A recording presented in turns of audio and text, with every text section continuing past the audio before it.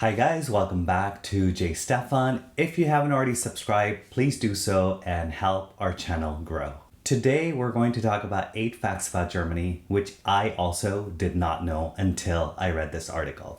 So the other day I was doing my normal morning routine.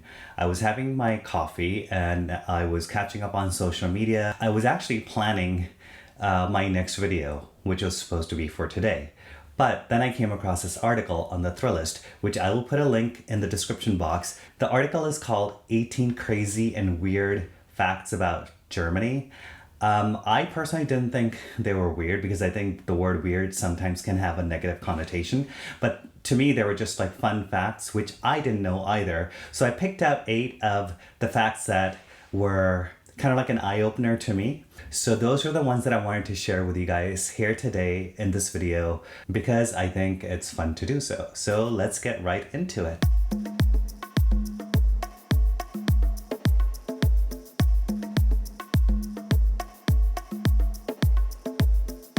So the first one is called a Schultüte. And because I was intrigued myself in a way to see it in person, I actually ordered it on Amazon. But when I got it, I was told that this is a mini version of the actual thing. So here it is. So this is called a Schultüte, and this is given to kids, and it's filled with candy and gifts on their first day of first grade. So me being me, I'm always curious and I'm always interested in knowing what the reason behind everything is when it comes to cultures and traditions. So I started looking into the history of the Schultüte because I wanted to know, why do they have this? How did this get started? When did this get started? And why is it in the shape of a cone? So this tradition got started in the 18th century, and the reason why they have this is because it's a big change in a child's life when they start first grade. So to make the transition a bit easier for the child, the parents give this gift to the children, and it's filled with candy and surprises. So it makes the whole experience of starting this new journey for the child into a very fun and positive experience. The second point is birthdays.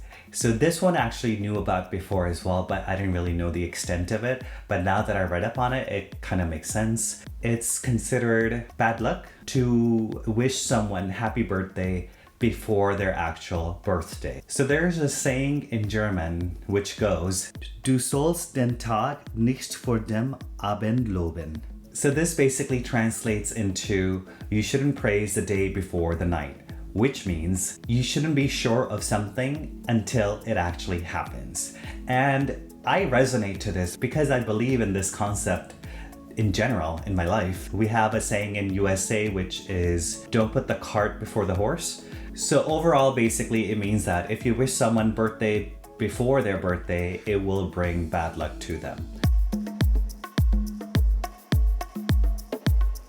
The next point is college and university. Personally, I think this is how it should be everywhere in the world because education is such an important part of anyone's life. College and universities are free here in Germany. For public universities, although they are free, there is a small fee that you have to pay, such as administrative fees. I think there are a couple of other fees as well, but are very minimal, next to nothing compared to what we pay in USA. And the best part is this is not only for the German citizens, but it's also offered to foreigners, which I think is so generous of Germany. That is absolutely amazing. If you want to go to a private university, there is a fee of anywhere from 2,000 to 20,000 euros in general for undergraduate programs, and for graduate programs, the fee can go up to about 40,000 euros a year, which is still far less than what you would pay for a private university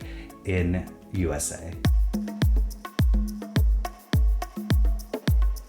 Okay, so this next one, I personally found this to be very interesting. In Germany, if you have a child and you name your child something completely off the wall. So let's say if you wanted to name your child Apple, like Gwyneth Paltrow did, most likely that is going to be denied. If it gets denied, then you have to refile the paperwork, and apparently there's a lot of paperwork involved, and there are a lot of fees apparently involved as well. So a lot of the parents will pick a normal name. I hate to use that word normal because I think what is really normal? I think everything is normal. And the other thing I read along the same lines to this is that the first name of the baby has to be gender specific. A male child could not have a female name, which I also think is a little bit strange because why not? I know a few people, their names are London and Berlin. I don't know if that would work in Germany, but the loophole to that, I think, would be to take your child outside of Germany, register the name, and then bring them back because then they can't do anything about it.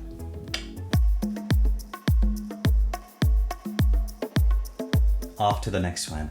And I think I have broken this law for sure, probably about 14 years ago. Apparently, it's illegal to flip someone off, give someone the middle finger. I think there's a good reason why they have this rule.